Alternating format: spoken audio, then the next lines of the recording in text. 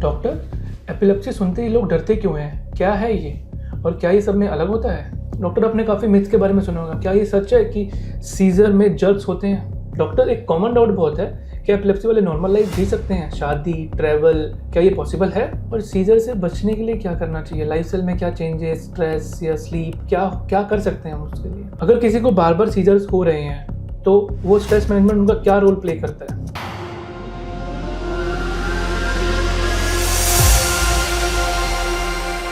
Doctor, epilepsy सुनते ही लोग डरते क्यों हैं? क्या है ये और क्या ये सब में अलग होता है? एपिलेप्सी एक बीमारी है जिसमें ब्रेन के अंदर की जो नसें होती हैं उसमें एक्सेसिव फायरिंग होती है या जो न्यूरॉन्स हैं उसमें करंट ज़्यादा फ्लो होने लगता है, जिसकी वजह से कई तरीके के मैनिफेस्टेशंस होते हैं जिसे हम दौरे कहते हैं या सीजर्स कहते हैं। तो ये अलग अलग लोगों में अलग अलग टाइप के मैनिफेस्टेशन हो सकते हैं। किसी किसी में छोटे दौरे होते हैं, किसी किसी में बड़े दौरे होते हैं। जो फुल फ्लेज्ड दौरे होते हैं जिसे हम कन्वल्जन कहते हैं, उसमें पेशेंट अनकॉन्शियस भी हो सकता है। डॉक्टर, आपने काफ़ी मिथ्स के बारे में सुना होगा। क्या ये सच है कि सीजर में जर्क्स होते हैं? एपिलेप्सी से रिलेटेड कई तरीके के मिथ्स होते हैं। तो सबसे कॉमन मिथ जो ये होता है कि सीजर और कन्वल्जन एक ही है। एक्चुअली सीजर और कन्वल्जन दो अलग चीज़ हैं। कन्वल्जन जो होता है वो सीजर का मोटर मैनिफेस्टेशन होता है, मतलब जिसमें जर्क्स हो सकते हैं, हाथ पैर टाइट हो सकते हैं, मुंह से झाग निकल सकता है, आंखें ऊपर चली जाती हैं, जबान कट सकती है और पेशेंट अनकॉन्शियस हो जाता है। लेकिन कुछ तरीके के सीजर्स होते हैं जिसे हम एब्सेंट सीजर कह सकते हैं, कॉम्प्लेक्स पार्शियल सीजर कह सकते हैं, जिसमें पेशेंट को ज़रूरी नहीं है कि ये सारे मैनिफेस्टेशंस आएँ। पेशेंट सिर्फ कुछ देर के लिए गुमसुम हो सकता है, कंफ्यूज हो सकता है, बात नहीं करेगा।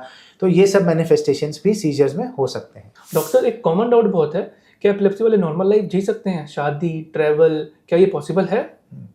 एक काफ़ी मिसकंसेप्शन होता है लोगों में कि एपिलेप्सी वाले पेशेंट्स जो हैं वो नॉर्मल लाइफ नहीं लीड कर सकते, बट सर्टेन प्रिकॉशंस के साथ वो ज़रूर अपनी नॉर्मल लाइफ लीड कर सकते हैं, ट्रैवल भी कर सकते हैं विद सर्टेन प्रिकॉशंस और अपने मेडिकेशंस का ध्यान रख के। मैरिज भी हो सकती है, बस मैरिज के टाइम पे हो सकता है कि कुछ प्रेगनेंसी के टाइम पे some medications might be changed for epilepsy, but आप अपनी नॉर्मल लाइफ ज़रूर लीड कर सकते हैं। और सीजर से बचने के लिए क्या करना चाहिए? लाइफस्टाइल में क्या चेंजेस, स्ट्रेस या स्लीप, क्या क्या कर सकते हैं हम उसके लिए? तो सीजर से बचने के लिए आपको कुछ प्रिकॉशंस लेने होते हैं। सबसे पहले अगर आपको सीजर की बीमारी है तो आपको नींद प्रॉपर लेना है, अल्कोहल अवॉइड करना है, लेट नाइट तक जगना अवॉइड करना है और अगर आपको कोई मेडिसिन्स ऑलरेडी चल रही हैं तो वो मेडिसिन्स को बंद नहीं करना है, डॉक्टर से पूछे बिना उसकी डोज चेंज नहीं करनी है। कुछ सर्टेन एक्टिविटीज़ होती हैं जिनको अवॉइड करना चाहिए, जैसे कि स्विमिंग, फायर के पास जाना, अकेले कुकिंग करना या फायर के आसपास कुकिंग करना और ड्राइविंग भी, स्पेशली अगर आपको रीसेंट दौरे आ रहे हैं। कुछ कंट्रीज़ ये कहते हैं कि अगर आपको 1 साल तक दौरे नहीं आए तो आप ड्राइविंग कर सकते हैं। अगर किसी को बार बार सीजर्स हो रहे हैं तो वो स्ट्रेस मैनेजमेंट उनका क्या रोल प्ले करता है? तो स्ट्रेस मैनेजमेंट काफ़ी ज़रूरी है ऐसे पेशेंट्स में, क्योंकि जो स्ट्रेस्ड पेशेंट्स होते हैं वो हो सकता है कि वो उनकी नींद प्रॉपर ना हो, वो अल्कोहल वगैरह लेने की कोशिश करें और मेडिसिन्स टाइम पे ना लें।